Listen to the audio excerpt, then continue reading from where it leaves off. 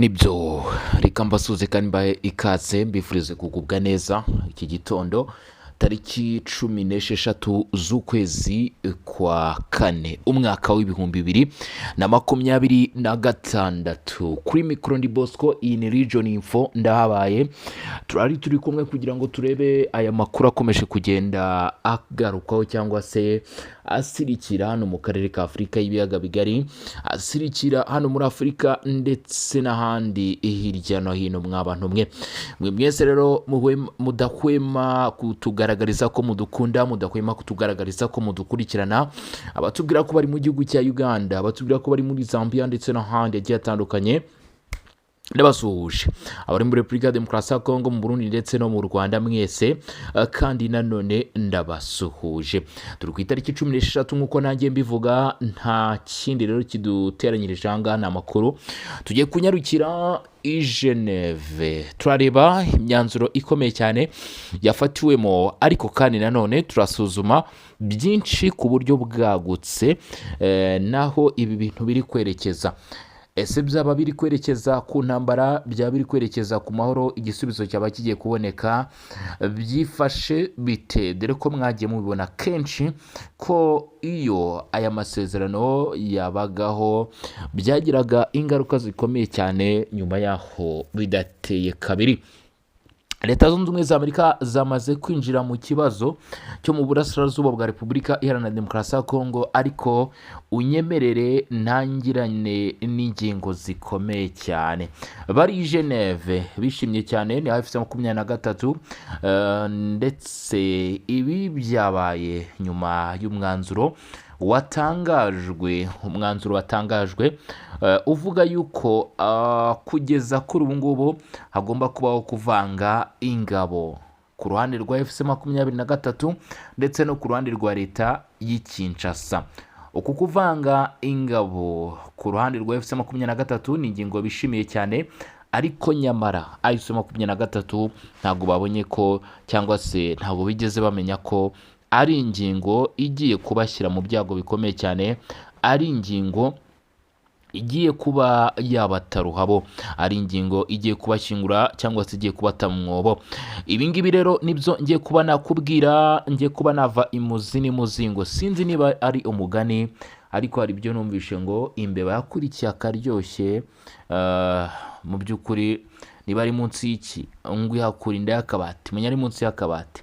Ese nibyo byaba bigiye kuba kuri FC23, dore ko yakururiwe akaga gakomeye cyane.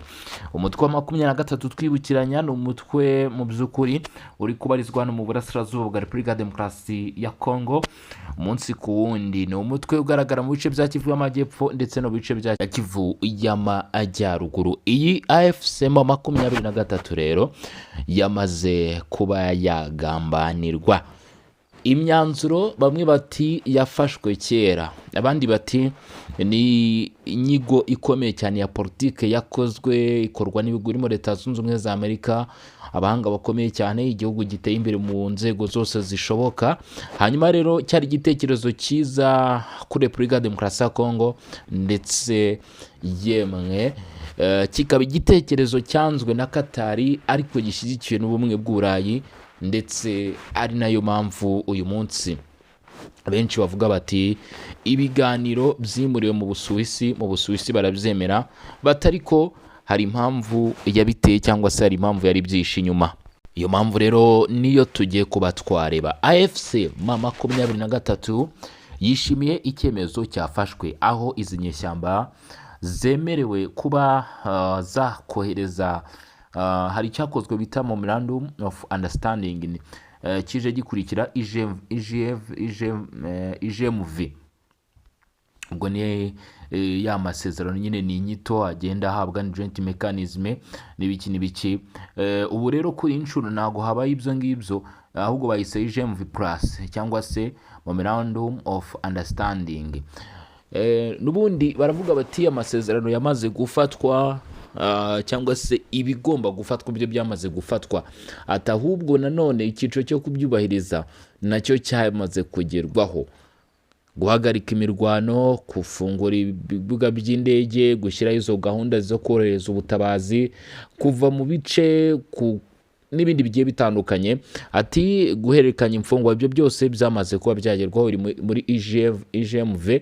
Hanyuma rero uyu munsi kuba bavuze bati turi muri Memorandum of Understanding, ngo byabaye amahirwe akomeye cyane kuri FC23 nk'uko izi nyeshyamba zabifashe, ariko ntabwo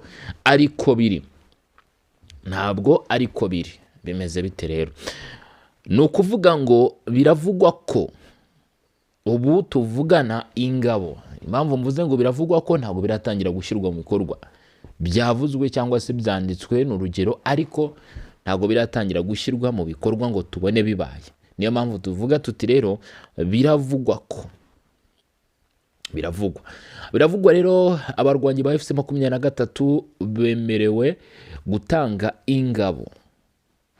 ingabo zabo, cyangwa se ndabita indorerezi, ndetse impande zombi ziri mu makimbirane mu burasirazuba bwa Kongo, hanyuma hakiyongeraho MONUSCO, zemerewe gutanga abagomba gukurikirana ibijyanye n'ishyirwa mu bikorwa ry'imyanzuro n'amasezerano agenda afatirwa mu biganiro by'umwihariko ibi bya Doha ndetse n'Ubusuwisi, ari nacyo cyitwa Memorandum of Understanding. Icyo nshaka kukubwira rero, ubwo uwo mwanzuro wafatwaga, abagize itsinda rya AFC23 bawakiranye na yombi, cyangwa se bawishimiye cyane, bakoma amashyi. AFC23 yumvaga isa nkaho itsinze igitego cyangwa se itsinze cy'umutwe, ariko ndagira ngo nkubwire ko AFC23 yibeshye cyane, ndetse niba ari nako bari kubifata baraza kuba bibeshye nibaramuka izi nyeshyamba zinakurikije iyo myanzuro yo kwemera gutanga ingabo ngo zijye gukorana na MONUSCO na FARDC gukurikirana ibijyanye n'iyubahirizwa ry'amasezerano ya IGMV mu rwego rwo kubahiriza icyitwa Memorandum of Understanding. AFC23 iraza kuba yishyize mu byago bikomeye cyane, kubera yuko iyo Memorandum of Understanding ntabwo ireba imyanya irimo FARDC gusa, ubwo turavuga muri Kivu y'Amajyepfo na Kivu y'Amajyaruguru, irareba n'imyanya irimo izi nyeshyamba za AFC23. Kandi uyu munsi twibukiranya AFC23 ifite umujyi wa Goma, twibukiranya AFC23 ifite umujyi wa Bukavu. Izi memorandum habayeho kuzikurikiza nk'uko AFC23 yishimiye ko zikurikizwa cyangwa se zishyirwa mu bikorwa, bakajya mu mujyi wa Uvira, kuko AFC23 muri iyi Memorandum of Understanding, AFC23 muri za ngabo zigomba gutoranywa bagomba kugira abajya mu mujyi wa Uvira. Ari nayo mpamvu mwabonye abantu benshi bavuga bati AFC23 isubiye Uvira, AFC23 igiye kujya Uvira, yemerewe kujya Uvira. Habayeho gutanga ibitekerezo byinshi, habayeho kuvuga byinshi, ariko abantu birengagiza yuko niba AFC23 ishaka ko iyo memorandum ikurikizwa ikajya Uvira, nayo igomba kwemera, ari nacyo amasezerano avuga, nabo bagomba kwemera ko ingabo za leta FARDC zifatanyije cyangwa se zikoranye na MONUSCO, hanyuma nabo ubwabo bagomba kuba bakwemera ko nyine izo ngabo za leta ziza muri ibi bice bagenzura, aho ngaho muri Rubero, aho Warikare, aho Bukavu, aho Goma, hose bagomba kwita mu by'ukuri bemera ko ibyo bikorwa. N'ubundi ku ruhande rwa leta ya Kongo byo byari byanavuzwe mbere, gusa byari byavuzwe birenze iyi memorandum, kuko uku kwaba ari ugukorana. Ibyari byavuzwe nuko ubuyobozi bwa leta ya Kinshasa bugaruka mu bice mu by'ukuri bagize iki, bambuwe, ariko n'ubundi nibi ntaho bitandukaniye nabyo, nibi ngibi ni nkabyo, ariko mu buryo buri indirect, apana mu buryo muri direct, mu buryo buri indirect. Nicyo kigize iki, nicyo kibayeho. Nawe ngo leta zunze ubumwe za Amerika kuva bakwinjira muri iki kibazo, mugiye kujya mubona ibintu bidasanzwe. Amerika yazanye ya politike yabo y'abanyamerika irimo ubwenge bwinshi, irimo uburara bwinshi, irimo imitego myinshi. Nk'ubu Volker Trucker ndetse na Tim Tinda babanje kuganira, ni inkuru yagiye isirikira hirya no hino, ariko twari twamaze no kubibatangariza amasaha mu gitondo ku munsi w'ejo. Ni inkuru nari na breakinze ndi uwa mbere, kubera ko ndimo ndakurikirana icyo bita USA Senior Advisor for Arab and Africa. Narabibabwiye, ndimo bakurikirana kabisa ibyo biro bya Leta Zunze Ubumwe za Amerika. Ubwo bashyiraga hanze ayo makuru mpitanya breakinga, mwayabonye mu gitondo cya kare. Abandi batangaje nyuma kabisa, ndavuga ku bya Mossad Baruzi, bwo mwamaze kubyumva aba bayakurikiranye. Hanyuma rero ibyo ngibyo bigaragaza nanone ukundi gukomeye cyane kwa politike y'Abanyamerika. Ari na mpamvu bamwe batangiye kuvuga bati babivuze ryari, babivuze nimugoroba, ariko nyine ntabwo hano turi kugira ngo abantu babivuze ryari, ubwo turi kureba ikijya mbere. Nibwo abantu batangiye gusobanura ibyo nababwiye kare mu gitondo, bati M23 yagambaniwe. Mu kubivuga bavuze bati imyanzuro yari yarafashwe kera, ariko ntitubivuge nk'imyanzuro kuko isi imyanzuro ahubwo ni bimwe mu byagombaga kuranga ibiganiro, ndetse n'izo nakwita rengarenga zitagombaga kurengwa muri ibi biganiro, kugira ngo ibintu birusheho bigenda uko Amerika ibishaka. Amahirwe akaba ko kuba kuri ubu ngubu Amerika isa nkaho ibogamiye ku ruhande rwa Repubulika ya Demokarasi ya Kongo, bikaba amahirwe kuri iki gihugu. Ndetse ari nayo mpamvu ubona Amerika ivuga iti turakora ibishoboka byose, dushobora kutarwana, dushobora gukoresha siyasa. Buriya ntabwo Amerika nyine nayo igomba kugira ibyitakaza iramutse yinjiye mu ntambara. Baravuga bati rero twe Amerika dufite uburyo bwinshi bwo gukoresha kugira ngo tugere ku byo dushaka. Ntabwo ari ngombwa buri gihe intambara, ntabwo bari butangize intambara ebyiri zigera muri 3 icyarimwe ahantu hamwe. Ibyo ngibyo rero byatumye Amerika ishakisha ubundi buryo bukomeye cyane, aribwo ubu bwiswe Memorandum of Understanding, bugiye gusubiza ingabo za leta mu mijyi ya Bukavu na Goma gake gake, buhoro buhoro, ariko hakabaho gutamba. Urumva hari iyo ushaka kubona ikintu, hari ikindi ugomba gutamba, niko bimeze mu isi. Ubwo niba banze gutamba abasirikare cyangwa se amafaranga yabo, basabye leta ya Kinshasa kugira igice itamba no mujyi wa Uvira. Izi Memorandum of Understanding zigomba kuba zikabera mu myanya F23 igiye zigiramo, cyangwa se ishinja ko hari ibibazo bigiye bitandukanye. Ibyo turabisanga hehe? F23 irifuza Uvira n'ibice bya Minembwe bigaragaramo Abanyamurenge. Ntabwo bari buze kujya Crime, ntabwo bishoboka. Ntabwo bajya Kisangani, ntabwo bishoboka.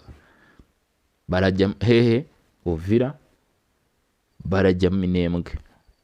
Ndetse Uvira naho amahirwe agaragaza ko bikubiye gake, ariko birashoboka ko AFC23 ingabo zayo zaba zigiye kujya muri Uvira. Mwikurikizwa cyangwa se bwishyirwa mu bikorwa ry'iyo Memorandum of Understanding, nibwo tugiye kuba twajya twabona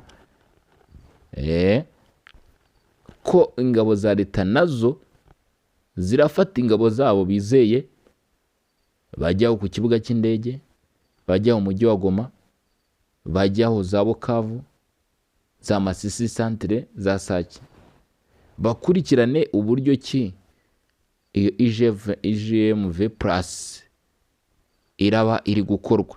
Ubwo tayari ingabo za leta nazo ziraba zamaze kugaruka. Nibyo koko ntabwo ari abasirikare benshi cyane bashobora koherezwa, ariko hari imibare igomba kugira iki koherezwa. Nk'abasirikare boherejwe mu bice bibarizwamo inyeshyamba hari umubare runaka.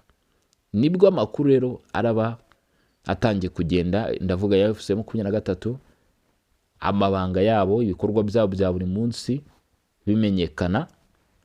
Kubera ko umujyi wa Uvira ntacyo, umujyi wa Uvira ndawufata nk'akantu gato cyane kuri Repubulika ya Demokarasi ya Kongo. Kuba FC23 irimo ntabwo bisobanuye ko baba bari muri Repubulika ya Demokarasi ya Kongo yose ku buryo bamenye imipango y'iki gihugu. ariko mu gihe Repubulika ya Demokarasi ya Kongo iri Bugoma byonyine na Bukavu harabasigaye iki? Byose bya FC23 biraba bimenetse. Ari wo mutego nababwiye, byose FC23 yarwaniraga biraba bigiye ku karubanda. Si ngombwa ko izi ngabo ziza kuza ngo zirwane ngo reka zihagere gusa. FC23 yemere kohereza Uvira, ndavuga aba barwanyi ndetse nabemere ko n'uruhande rwa leta rugaruka mu bice bagenzura nk'uko nyine aya masezerano abitegeka. Ibiza kuba ni muzambaza, kuko ndaba mu by'ukuri nabibabwiye. Ubwo ndavuga FC23, ariko se FC23 ko nabonye nayo yakomeje kwinagira. Baca umugani mu Kinyarwanda ngo amatwi arimo urupfu niyumva, ariko birabe ibyuya nibibe amaraso. Birabe ibyuya nibibe amaraso. Hari bamwe nabonye bavuga batemvuye Geneve itashyusa cyangwa se itashyamara masa. Abandi bati nyamara yo mu 23 cyo yashakaga yakigezeho. Ariko niba bashingiye kuri iyo myanzuro cyangwa se kuri uyu mwanzuro, nta nubwo twigeze rega tugaruka ku bintu byinshi cyane. Ni ingingo ikomeye cyane twagana n'amasaha 10. Niyo mpamvu ngerageje kuyina nkafata iminota mike cyane kugira ngo nyibagezeho, dore ko abakunzi bacu umunsi kundi babakeneye amakuru nk'aya ngaya, babakeneye ibiganiro nk'ibi ngibi babyuje ubwenge, babyuje ubusesenguzi ndetse n'ubusobanuro. Kenshi na kenshi murabizi ko kabisa mba mpari ku bintu nk'ibi ngibi, Bosco mba namaze kuba nahagera iyo bikenewe cyane. Hanyuma rero FC23 ifite ingorane zikomeye cyane. Niramuka ikoze ibyo, uruhande rwa leta ya Kongo tayari raba rugarutse mu myanya yarwo. Icyo ugomba kuba wamenya rero mbere yuko dukomeza, niba ugeze kuri uyu munota udukurikiranye, mbabarira ukande subscribe cyangwa se sabone. Niba utarabikora bikore. Ikindi kintu mbwira abantu nuko muzajya munyarukira kuri Barore TV mukabasha gukurikirana none naho ibe biri kuhabera. Hanyuma like, sinzi impamvu urabonye like kabisa mutarimo kurushaho kuzongera byibuze. Ndashaka ko buri muntu wese byibuze 30% by'abakurikirana ibiganiro amakuru tubagezaho muzajya mukanda like. Hanyuma ushaka no gusharinga rero burana bizoba bishoboka. Ni inkunga ikomeye cyane ubutanze ku makuru n'ibiganiro tubagezaho. Ushaka gusharinga ku bandi nabo bakabasha kumenya uko ibi bintu byifasha, kuko birakomeye cyane. Ushaka no kujya muri groupe ya WhatsApp ugatanga ibitekerezo. Ushobora yewe no kwamamaza cyangwa se kumenyekanisha ibikorwa byawe utwandikiye kuri WhatsApp, ku rubuga rwa WhatsApp aho utwandikira kuri 078 150 78 56. Aho ngaho kuri WhatsApp uraza guhita udusangaho, ndetse n'ibindi bigiye bitandukanye kabisa.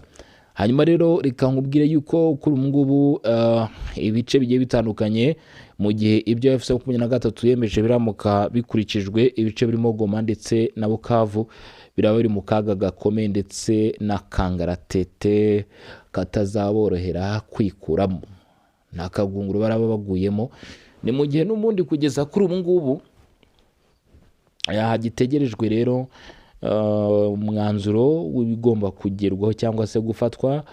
Ndavuga ku bijyanye n'ubundi n'inyeshyamba n'undi kugenda ngarukaho, ariko bikagaragara ko cyangwa se mu makuru yabonetse, mu makuru yagize iki, mu makuru yabonetse ntago higeze hagaragara umwanzuro nyirizina ngo tuvuge ngo baravuze bati bigende gutya na gutya.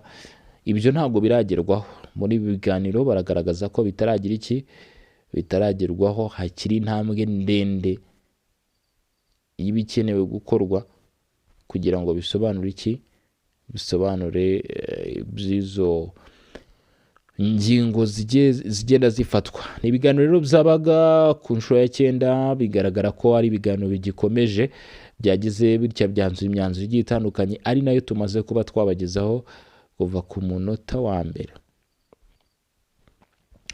kugeza kuri uyu munota. Nibyo twagarukagaho. Reka nshimira abantu mwari mudukurikiranye, ntabwo mu by'ukuri turi butinde. Reka nshimire abantu mwari mudukurikiranye muri mu Rwanda, Uganda, Repubulika ya Demokarasi ya Kongo ndetse n'ahandi. Ntabwo twigeze twibagirwa n'abari ahandi, ahubwo namwe mu by'ukuri turabasuhuza cyane. Hanyuma icyo ugomba kuba wamenya mu kanya kari imbere, turaza kuba dusubira, uraza kuba uri kumwe nanjye Bosco kuri mikoro. Iyi ni Region Info, niho n'ubundi uza gusanga amakuru tukugezaho, ariko nibagirwe no kuza kugira icya mu by'ukuri ukanyarushya no kuri Barore TV ukareba uko babyifashe.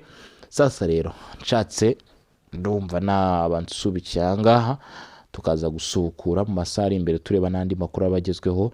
Niba unyurwa kandi ukaba wishimira ibiganiro n'amakuru tukugezaho, nkwibutsa icyo ugomba gukora ni subscribe cyangwa se abone, ibitekerezo cyangwa se inyunganizi, like ndetse na share, ubundi tukarushaho kugenda tubana 5 kuri 5. Niko biba byifashe ndetse nako bigomba kugenda, nta kintu na kimwe kiba kigomba guhinduka kuri ibyo. Niyo mpamvu rero mpari, naho ukaba hari n'undi akaba hari. Bwira mugenzi wawe ati amakuru agezweho kuri Region Info amaze gusohoka.